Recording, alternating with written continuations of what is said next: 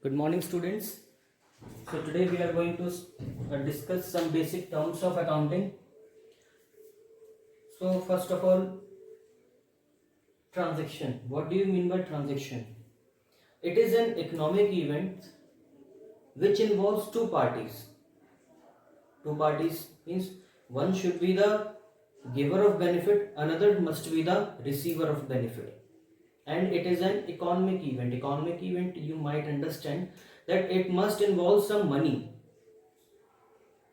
and these are between two parties, and transaction initiates the further accounting recording of the recording in the journal. So what is transaction? Transaction means it is an economic event which involves two parties, which initiates accounting process.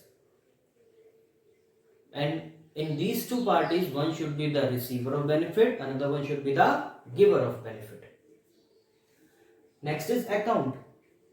Account, it means it is a place where all the business transactions are recorded. Next one is capital. The capital of the business means the money invested by the proprietors. Means it is also known as equity. Capital is also known as owner's equity. जो मतलब starting में owner अपने पास से पैसा लगाता है किसी business को स्टार्ट करने के लिए, तो उसे हम लोग बोलते हैं कैपिटल. ड्राइंग्स, तो अभी तक तुम लोगों ने ड्राइंग्स समझा होगा पेंटिंग वगैरह करना, लेकिन यहाँ पर ड्राइंग्स अलग है. यहाँ पर ड्राइंग्स का मतलब होता है कि अगर ओनर अपने पर्सनल पर्पस के लिए बिजनेस से कोई भी पैसा निकाल ले या कोई भी गुड्स निकाल ले, तो उसको हम लोग बोलते हैं ड्राइंग्स. जैसे कि कोई एक बिजनेस चला रहा, एक बिजनेस ओनर है, ओनर अपने शॉप से, ओनर की एक ग्रोसरी शॉप है, वो ग्रोसरी शॉप से अपने घर के लिए थोड़ा सा आटा निकाल ले, थोड़ा चावल निकाल ले, कुछ मसाले वगैरह निकाल ले, दाल निकाल ले, तो ये उसने बेचा तो नहीं है, अपने पर्सनल यूज के लिए लिया है, भले अपने घर के लिए लिया हो, है तो उसका पर्सनल ही. तो अपने इसी तरीके से अगर ये अपने पर्सनल पर्पस के लिए कुछ भी ले लेते तो उसको हम लोग बोलते हैं drawings. when the owner withdraws the goods or some money from the business for its personal purpose, it is known as drawings. Next is liability. Liabilities are the obligations of the business which is to be paid in future. These are known as liabilities. And liabilities are further divided into two parts, where first one is current liability.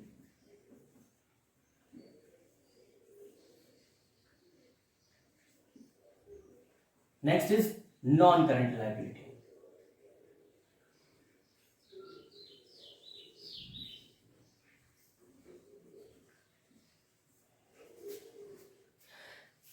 अब इन दोनों difference क्या है? Current liability का मतलब होता है जो 12 महीने के अंदर पे कर दिए जाए, या which is paid in one operating cycle. ये कौन सी लायबिलिटीज होती है? Which is paid in 12 months और वन ऑपरेटिंग साइकिल. या तो 12 महीने में पे कर दिया जाए जैसे, या एक ऑपरेटिंग साइकिल के अंदर पे करना हो, उसे हम लोग बोलते हैं करंट लायबिलिटीज. जैसे कि अगर शॉप, किसी की ग्रोसरी शॉप है और किसी होलसेलर से वो कुछ गुड्स परचेज कर रहे हैं उधार पर, तो ऐसा तो है नहीं वो 3-4 साल बाद पैसा लौटाएंगे. नहीं, ऐसा तो नहीं है. एक आध महीने में या 10-15 दिन में उनको पैसा देना होगा. क्लियर है ना? तो ये हमारा क्या है? It is paid in one operating cycle और under 12 months. So this is current liability. Suppose अगर यही ग्रोसरी शॉप किसी बैंक से लोन ले ले अपने बिजनेस को एक्सपेंड करने के लिए, अपने बिजनेस में नया फर्नीचर लगाने के लिए, नई एक बगल वाली दुकान और खरीदने के लिए, और वहां पर भी एक दोनों को मर्ज करके एक बड़ी सी ग्रोसरी शॉप लगे चलानी है, तो इसके लिए बड़ा अमाउंट चाहिए, और वो अमाउंट बिजनेस ने किससे लिया है? बैंक से लिया है।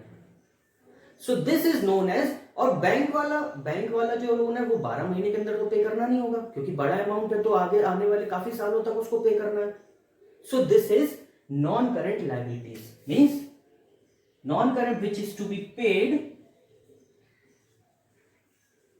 beyond the period of 12 months.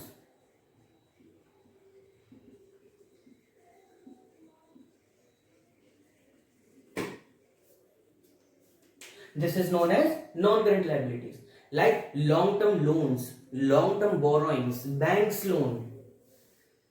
This is all the examples of non-current liabilities. और current liability के क्या example हो सकते हैं? जैसे कि हो सकता है bills,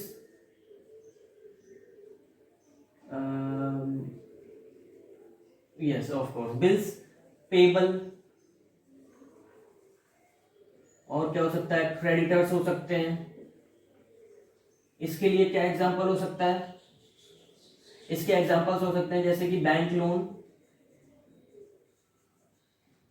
और क्या एग्जांपल हो सकता है इसका? जैसे कि long term loans from any institution, any financial institution. Another one is asset. This is a very important topic. Assets होते क्या हैं? Assets are the possessions of the business.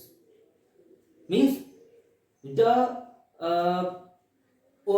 business which owns it. जैसे कि furniture हुआ, जैसे कि machine हुआ, जैसे कि बिल्डिंग हुआ, ये बिजनेस की खुद की है। ये वो बिजनेस इसको पजेस करता है, मतलब उसके हाथ में है ये सब चीजें, उसको हम लोग बोलते हैं एसेट। लेकिन क्या इतना काफी होगा? नहीं, इतना काफी नहीं होगा। एक बिजनेस में एसेट होने के लिए 2 कंडीशंस कम से कम हो ही जाएं। It should be owned by the business, another one is it should also be controlled by the business. Controlling होना बहुत जरूरी है, वरना हालत पता है कैसी हो जाएगी? जैसे कि विजय माल्या के लिए, विजय माल्या साहब उनके पास किंगफिशर थी, अभी भी है, ठीक है, लेकिन क्या वो उसको कंट्रोल कर सकते हैं? कंट्रोल नहीं कर सकते। अब उसका कंट्रोल किसके हाथ में है? इंडियन गवर्नमेंट के हाथ में। तो ये क्या होगा? क्या उसके लिए एसेट बोल सकते हैं उसको? नहीं, उसको एसेट नहीं बोल सकते। सो 2 conditions must be fulfilled. First one is it should be owned by the business, it should be possessed by the business, and another one is it should also be controlled by the business. तो अब यहां पर asset की बात आई है, तो asset भी 2 तरीके के होते हैं। एक तो होता है हमारे पास करंट,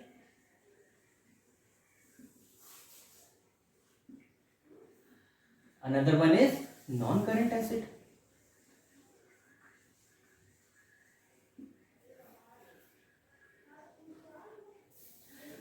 अब करंट एसेट करंट एसेट क्या होता है? Current assets are those assets which give benefit under the period of within the period of 12 months. मैं इसको यहां पर लिख रहा हूं, स्पेस नहीं थी।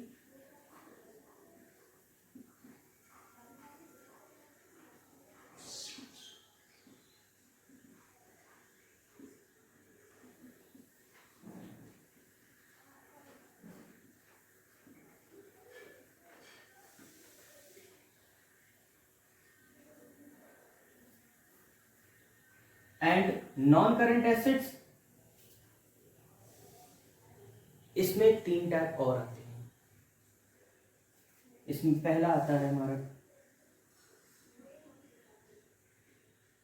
इसमें 2 है फिक्स्ड एसेट, और फिक्स्ड एसेट के अंदर है 2 टेंजिबल फिक्स्ड एसेट और इनटेंजिबल फिक्स्ड एसेट।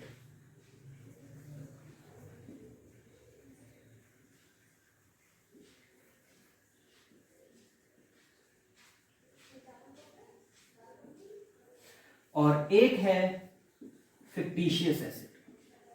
फिक्टिशियस का मतलब पता ही होगा आपको। फिक्टिशियस का मतलब होता है मनगढ़ंत, है ना, जो एक्चुअली एग्जिस्ट नहीं करता। तो वैसे ही फिक्टिशियस एसेट है। तो फिक्टिशियस एसेट हम लोग सबसे पहले समझ लेते हैं। So fictitious assets are not actually the assets of the business, they are the losses which are not written off yet. जैसे कि मैं एक एग्जांपल ले लेता हूं। सपोज अमिताभ बच्चन से एक एडवर्टीजमेंट करवाया, तो एडवर्टीजमेंट की कंडीशन होती है कि उसको एक लिमिटेड टाइम तक के लिए दिखा सकते हैं, जो कि अंडर कॉन्ट्रैक्ट साइन किया जाता है। क्लियर? तो अमिताभ बच्चन से एडवर्टीजमेंट करवाने के लिए उनको 5 करोड़ रुपए दिए गए, 5 करोड़ रुपीज, और उस एडवर्टीजमेंट को 5 साल तक दिखा सकते हैं। क्लियर?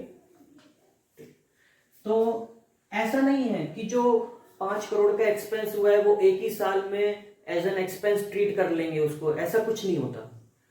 अकाउंटिंग में क्या करते हैं कि उस 5 करोड़ को पूरे 5 साल में बराबर बराबर डिवाइड कर देंगे। सपोज ये पूरे 5 साल का टाइम है हमारे पास, ठीक। 2020 से शुरू हुआ है, 21, 22, 23, 24 एंड 25। तो 20 से 21 ये एक साल का पीरियड होगा। क्लियर है ना? इस एक साल के पीरियड में उस टोटल पूरे 5 करोड़ को अलग बराबर बराबर डिस्ट्रीब्यूट कर देंगे। तो इस एक साल के पीरियड में कितना खर्चा मानेंगे उसको? 1 करोड़। तो इस साल का एक्सपेंडिचर कितना ट्रीट किया जाएगा? 1 करोड़ रुपए। तो अभी भी ये 4 करोड़ रुपए तो बाकी है ना, अभी इनसे बेनिफिट लेना बाकी है। तो यही होते हैं। तो इनको फिर कहां ट्रीट करें? तो उसको एसेट की तरह मान लेते हैं। ये होते तो लॉसेस हैं, लेकिन मान कैसे कितना लेते हैं उसको? एसेट की तरह मान लेते हैं। तो ये हमारा होता है फिक्टिशियस एसेट। तो ये क्या है? एक्चुअली लॉसेस है जिनको राइट ऑफ नहीं किया गया है। अब बात कर लेते हैं फिक्स्ड एसेट में टेंजिबल फिक्स्ड एसेट और इनटेंजिबल फिक्स्ड एसेट की। So basically fixed assets are those assets which give benefit beyond the period of 12 months। तो 12 महीने के बाद, जो 12 महीने बाद तक बेनिफिट दे रहे हैं वो हमारे होते हैं फिक्स्ड एसेट्स। तो 12 महीने बाद तक कौन से एसेट बेनिफिट दे सकते हैं? जैसे कि फर्नीचर खराब तो नहीं होगा इतनी जल्दी, जैसे कि मशीन, जैसे कि बिल्डिंग, ये सारे, जैसे कि गुडविल होती है, जैसे पेटेंट राइट्स होते हैं। पेटेंट राइट्स अमेरिका में अराउंड 18 ईयर्स तक के होते हैं, तो वो 18 ईयर्स तक बेनिफिट देंगे। जैसे कि कॉपीराइट्स, जैसे कि पेटेंट्स, ट्रेडमार्क्स, ये सारे क्या है? फिक्स्ड एसेट्स हैं जो लॉन्ग टर्म बेनिफिट्स देते हैं। अब फिक्स्ड एसेट्स में दो क्या कौन से हैं? टेंजिबल फिक्स्ड एसेट्स और इनटेंजिबल फिक्स्ड एसेट्स। तो टेंजिबल फिक्स्ड एसेट्स कौन से होते हैं? टेंजिबल फिक्स्ड एसेट्स का मतलब है जिनको हम छू सकें। जैसे कि आपका घर है, तो आपका घर क्या है? एक टेंजिबल फिक्स्ड एसेट है, आपको छू सकते हैं उसको। क्लियर है? नेक्स्ट इनटेंजिबल एसेट्स, मतलब जिनको नहीं छू सकते लेकिन फिर भी वो एसेट है, जैसे कि गुडविल, जैसे कि पेटेंट्स, जैसे कि कॉपीराइट्स। और इनटेंजिबल फिक्स्ड एसेट्स को, इसको अलग कैटेगरी में रखा गया है, जो कि है इंटेलेक्चुअल प्रॉपर्टी राइट्स। तो इंटेलेक्चुअल प्रॉपर्टी राइट्स के बारे में कभी हम डिस्कस करेंगे, अभी तो बेसिक्स पे हैं, आप लोग चाहें तो पढ़ सकते हैं, नेट पे मिल जाएगा। Next is current asset. Current assets means the assets which give benefit with in the period of 12 months और one operating cycle, like debtors means the person from whom an amount is yet to be received, like cash, like cash equivalents, like short term bonds. These are current assets. Next topic is trade receivables. What is trade receivables? Trade receivables means any amount which is yet to be received. Listen carefully. Any amount which is yet to be received by selling of goods or rendering the services on the credit basis. Clear है? मतलब ऐसा पैसा जो मिलना अभी बाकी है, कब? जब हम कोई भी सामान या कोई भी सर्विसेज उधार पर देते हैं, तो वो होते हैं हमारे ट्रेड रिसीवेबल्स। जैसे कि ट्रेड रिसीवेबल्स में जैसे कौन से लोग आते हैं, क्या चीजें आती हैं? जैसे debtors. Debtors means the person from whom any amount is yet to be received. जैसे कि राम से कुछ पैसा लेना बाकी है। जैसे कि मोहित से कुछ पैसा लेना बाकी है। So this is debtors. और कौन आते हैं? जैसे कि आते हैं बिल्स रिसीवेबल्स।